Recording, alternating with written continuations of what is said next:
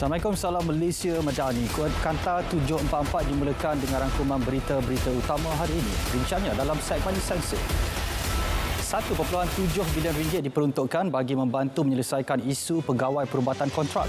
Peruntukan berkenaan adalah sebahagian usaha membantu menoktahkan isu tersebut. Pada masa sama, kerajaan bersetuju pemberian allowance tugas pegawai perubatan on-call. Jemaah Menteri akan memutuskan langkah-langkah susulan termasuk keperluan menubuhkan satu jawatankuasa untuk memantau pelaburan dari China. Perdana Menteri berkata langkah-langkah susulan berkenaan akan dibincangkan dalam satu mesyuarat Jemaah Menteri yang akan diadakan esok. Langkah mengenakan cukai ke atas penjualan cecair vape untuk rokok elektronik merupakan antara pendekatan sederhana yang diambil kerajaan. Ia bagi mengawal selia produk rokok yang mengandungi nikotin serta menghentikan tabiat merokok dalam kalangan rakyat. Tarikh pengumuman dan semakan agihan dividen tabung haji bagi tahun kewangan 2022 dijangka sedikit lewat berbanding tahun lepas. Ia berikutan agihan dividen hanya boleh dibuat selepas audit bersih dilaksanakan. JAKIM menafikan membuat sebarang perubahan berkenaan Tarikh Hari Raya Aidilfitri dalam kalender Islam. Ia susulan tular satu tangkap layar kalender Islam keluaran JAKIM di media sosial menunjukkan Tarikh Aidilfitri diawalkan sehari. KKM menyarankan sektor pendidikan untuk melakukan saringan kepada pelajar, guru dan kaki tangan. Ia susulan 11 daripada 18 kluster COVID-19 yang dilaporkan pada minggu epidemiologi ke-7 iaitu 26 Mac hingga 1 April adalah kluster pendidikan. Kerajaan melalui Majlis Keselamatan Negara sedang mengkaji dan meneliti semula kemungkinan penggunaan tenaga kerja sementara daripada komuniti pelarian dan pencari suaka di Malaysia. Langkah berkenaan sebagai usaha menangani isu kekurangan tenaga kerja di sektor peladangan. Baik, seorang remaja maut selepas motosikal ditunggangnya merempuh sebuah kenderaan pacuan 4 roda. Mangsa Muhammad Doni Alif Rasdi dipercayai hilang kawalan dan merempuh kereta di kilometer 8.9 Jambatan Sultan Abdul Halim Muazzam Shah menghala ke Batu Kawan kira-kira pukul 10.30 malam semalam. Mangsa meninggal di tempat kejadian akibat kecederaan di kepala. Baik, seorang lelaki maut dipercayai jatuh dari tingkat 9 di PPR Kerubung, Melaka. Mangsa berstatus duda berusia 45 tahun ditemui orang awam terjatuh di atas bumbung tingkat 2 perumahan berkenaan kira-kira pukul 5.55 petang semalam. Siasatan awam mendapati tiada unsur jenayah. Polis Perak berjaya membongkar makmal memproses dan membungkus dadah dalam 2 serbuan berasingan di Pantai Remis. Menerusi serbuan kira-kira pukul 7 pagi pada Sabtu lalu, pelbagai jenis dadah bernilai lebih 55 juta ringgit dirampas. Seorang lelaki tempatan serta 3 wanita warga negara Vietnam turut ditahan. 3 lelaki warga tempatan ditahan dipercayai menjalankan judi dalam talian di Ipoh. Kesemua suspek berusia lingkungan 27 hingga 36 tahun. Turut dirampas puluhan peranti dan sejumlah wang tunai. Kes disiasat di bawah Seksyen 4-1-G Akta Rumah Judi Terbuka 1953 dan suspek direman bermula hari ini untuk siasatan lanjut. Masih lagi di Perak, kutipan saman lebih 1.8 juta ringgit diperoleh sepanjang kaunter diskaun saman trafik dibuka sempena sambutan Hari Polis ke-216. Jumlah berkenaan menjadikan Perak negeri kedua tertinggi kutipan di seluruh negara. Tawaran pengurangan kompaun sehingga 60% itu tertakluk kepada saman terpilih. Baik, 85 permohonan permit jual mercun dan bunga api diterima Polis Kelantan sejak dibuka minggu lalu. Daripada jumlah berkenaan, 34 permit diluluskan, 48 sedang diproses manakala 3 lagi ditolak. Tiada halangan mana-mana pihak memohon permit berkenaan selagi memenuhi syarat ditetapkan serta tidak menggugat keselamatan awam. Baik, 3 buah kontena berisi minuman keras ditahan Kastam Sabah. Ia disyaki cuba diselundup masuk melalui pelabuhan Sepanggar, Kota Kinabalu. Semua rampasan termasuk duti dan cukai dianggarkan bernilai hampir 1.3 juta ringgit. Modus operandi adalah membuat pengikraran palsu bagi mengaburi pihak berkuasa. Tentera Darat Malaysia kini giat meningkatkan tahap keselamatan persempadanan bagi mengekang jenayah rentas sempadan. Terdapat 17 pos kawalan sempadan di Sarawak dan Sabah iaitu sepanjang persempadanan di antara Malaysia, Kalimantan dan Indonesia. Sarawak dan Sabah turut mempunyai 4 pos gabungan Malaysia-Indonesia bagi menjamin aspek keselamatan dan pertahanan. Hasil kaji selidik yang dilakukan ke atas 1,148 peniaga Bazar Ramadan oleh KPDM mendapati 70% peniaga peroleh peningkatan keuntungan, manakala baki 30% lagi sebaliknya. Selain itu, 69% peniaga pula memaklumkan terdapat pertambahan pengunjung. Dari aspek hasil jualan pula, 63% peniaga menyatakan peningkatan hasil. Baik, Majlis Berbuka Puasa Perdana Menteri bersama beberapa kementerian dan agensi telah berlangsung di Kompleks Seri Perdana Putrajaya. Dan untuk perkembangannya kita bersama Siti Nurul Husna Bohari. Husna, silakan.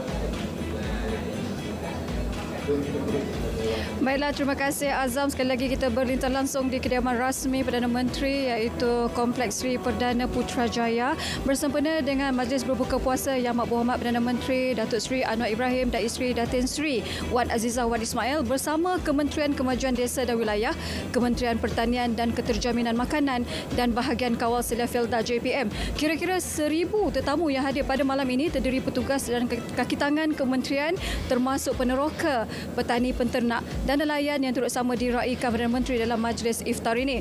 Datuk Seri Anwar Ibrahim dan isteri tiba pada kira-kira jam 6.55 petang dan terus menyantuni anak-anak yatim dari rumah kanak-kanak Bakti Al-Kausar, anak-anak yatim Rumah Cahaya Kasih, anak-anak yatim rancangan Sungai Behrang, Felda Zon Trolak dan rancangan Sungai Tengi, rancangan Gedangsa dan rancangan Sungai Tengi Selatan, Felda Zon Hulu Selangor. Seterusnya, Datuk Seri Anwar bertemu juga beramah mesra dengan tetamu dan jemputan di kemah A dan B yang merupakan kaki tangan dari KKDW dan KPKM. Acara malam ini diteruskan dengan solat maghrib, sesi tazkirah dan solat isyak secara tarawih dan juga tarawih secara berjemaah sebelum moreh yang turut disediakan seusai solat tarawih. Majlis turut dihadiri Timbalan Perdana Menteri Datuk Seri Dr. Ahmad Zahid Hamidi yang juga Menteri Kemajuan Desa dan Wilayah, juga Menteri Pertanian dan Keterjaminan Makanan Datuk Seri Muhammad Sabu. Sekian laporan saya, Siti Nurul Husna Bukhari. Kita kembali bersama dengan Azam di studio Kanta 744. Silakan. Baik, terima kasih Husna langsung dari Putrajaya. Baik, kita ke perkembangan seterusnya.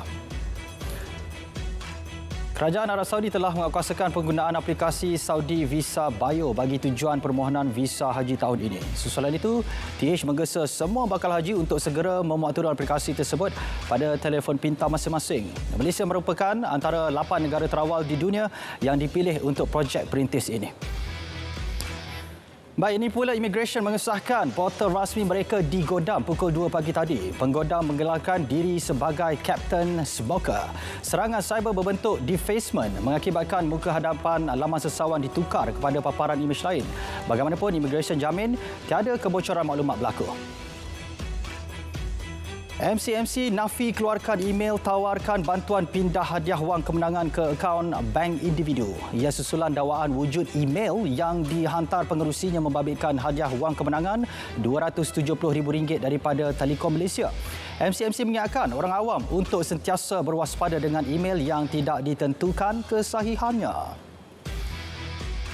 MCMC sasar 178 lokasi di Terengganu bakal diliputi rangkaian 5G tahun ini. Setakat ini 64 tapak 5G telah siap dibina di seluruh negeri dan mencapai 36% kemajuan pelaksanaan. 4 daerah kini menikmati perkhidmatan 5G iaitu Kuala Terengganu, Kuala Nerus, Dungun dan Kemaman. Manakala rangkaian 4G mencapai 97.42% di kawasan berpenduduk. Pelaksanaan charge permit masuk kenderaan VEP bagi kenderaan persendirian asing sedang dilakukan. VEP akan dipanjangkan di sempadan Malaysia-Thailand sebelum dilaksana di sempadan Malaysia-Indonesia di Sabah dan Sarawak. Permit itu sebelum ini dimulakan di sempadan Malaysia-Singapura. Johor kekalkan larangan penjualan vape sebagaimana diputuskan sejak 1 Januari 2016. Pendedahan itu diteruskan meskipun duty excise dikenakan bagi cecair atau gel mengandungi nikotin vape. Syarat permohonan lesen di bawah PBT juga diperketat dengan tidak membenarkan penjualan vape di premis perniagaan. Sementara itu, pengurusan sampah banjir di seluruh Johor akan selesai minggu ini. Kerja-kerja pembersihan hanya berbaki beberapa kampung di sekitar Yong Peng, Batu Pahat. Usaha dilipat ganda dan dijangka selesai dalam tempoh 3 hari. Setakat ini, 5,800 tan sampah kesan banjir telah dikutip. Dana bantuan kemanusiaan bersih Malaysia bagi membantu mangsa gempa bumi di Turki dan Syria kini sudah mencapai RM6 juta. Dana tersebut akan disalurkan untuk fasa kecemasan dan pemulihan negara itu. Mercy juga telah berjaya mengumpul sumbangan kira-kira RM1.3 juta daripada orang awam.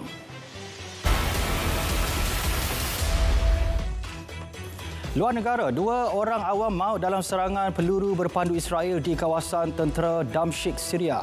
Pemantau perang Syria berkata serangan mengenai sekitar lapangan terbang antarabangsa Damsyik, berhampiran kubu Iran di kawasan Sayyidah Zainab dan Al-Ma'amil di Al-Kiswah.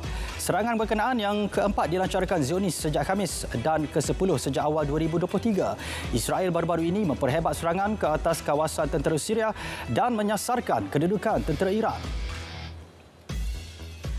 600 anggota bomba dikerah memadam kebakaran besar di pasar pakaian paling popular di Dhaka. Tiada kemalangan jiwa dilaporkan dan pemilik premis Bazar Bongo turut memaklumkan 3 kawasan komersial bersebelahan hampir musnah sepenuhnya. Pasar berkenaan adalah lokasi popular jualan murah bagi fashion jenama terkemuka barat yang dikilangkan di negara berkenaan namun gagal memenuhi piawaian ekspor. Jepun akan menamatkan langkah kawalan COVID-19 ke atas pelancong dari luar negara bermula 8 Mei. Ia selaras dengan keputusan mengkategorikan jangkitan berkenaan sebagai penyakit biasa ke arah menormalkan aktiviti sosial dan ekonomi. Serentak dengan itu, penduduk yang mengalami gejala seperti demam akan menjalani saringan COVID-19 secara sukarela. Bekas Presiden Amerika Syarikat Donald Trump tiba di New York untuk perbicaraan kes jenayah. Beliau didakwa atas pertuduhan berkaitan pembayaran wang menutup mulut kepada pelakon filem lucah. Trump adalah bekas Presiden Amerika Syarikat pertama yang didakwa atas pertuduhan jenayah dalam sejarah negara itu selama depan lebih 30 pertuduhan. Honduras mengerah ratusan anggota tentera di seluruh negara bagi membantras kumpulan penjenayah. Langkah berkenaan selepas Presiden mengisytiharkan separa perintah darurat pada Disember yang diketuai pasukan polis. Kerajaan berusaha menamatkan aktiviti jenayah dan penyeludupan dadah selain menangkap ketua kumpulan. Bagaimanapun jumlah anggota tentera yang terlibat tidak didedahkan. NASA memperkenalkan individu yang menyertai misi manusia ke bulan untuk kali pertama selepas 50 tahun. Mereka termasuk angkasawan wanita dan lelaki kulit hitam pertama yang akan menjelajah misi Artemis II. Christina Koch memecah tradisi sebagai wanita pertama dalam misi paling lama di dalam kapal angkasa. Manakala Victor Glover, seorang jurutentera laut bertindak sebagai juruterbang kapal angkasa Orion, menerusi misi pada November tahun depan.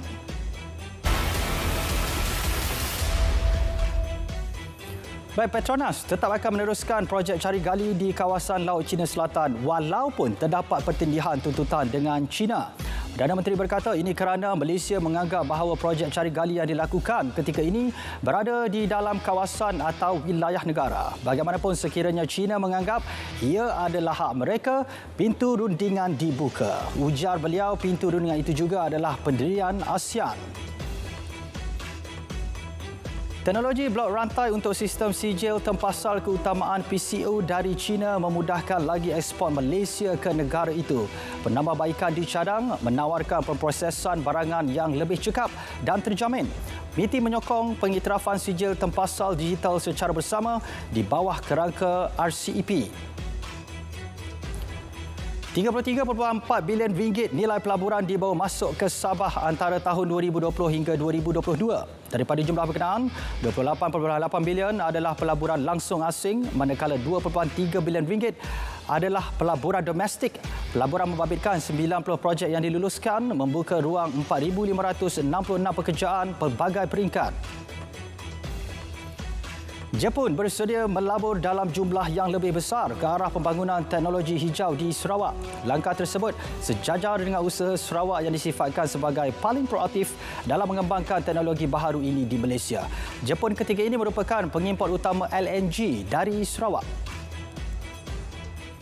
Ini pula Selangor sasar memiliki 2 juta pegangan atas tanah dan berstrata dalam tempoh 3 tahun berbanding 1.8 juta pemilikan setakat ini. Jumlah pemilikan itu sekaligus menjadikan Selangor negeri tertinggi memiliki pegangan berkenaan. Projek pembangunan baharu ketika ini tertumpu di daerah Petaling, Hulu Langat, Kuala Langat dan Sepang. Dalam usaha mengatasi kebergantungan daging import, Angkasa menyasar hampir 500 tan metrik daging dapat dibekalkan oleh koperasi untuk tempoh 5 tahun akan datang. Konsormas dilantik sebagai rakan strategik projek yang bertindak sebagai operator penternak bagi menjalankan projek inkubator ternakan lembu daging Angkasa. Baik, paparan itu mengakhiri Kanta 744. Saya Azamul Hussein. Menyusul selepas ini berita perdana bersama Faris dan Farhatul untuk paparan lebih komprehensif. Salam Malaysia Madani.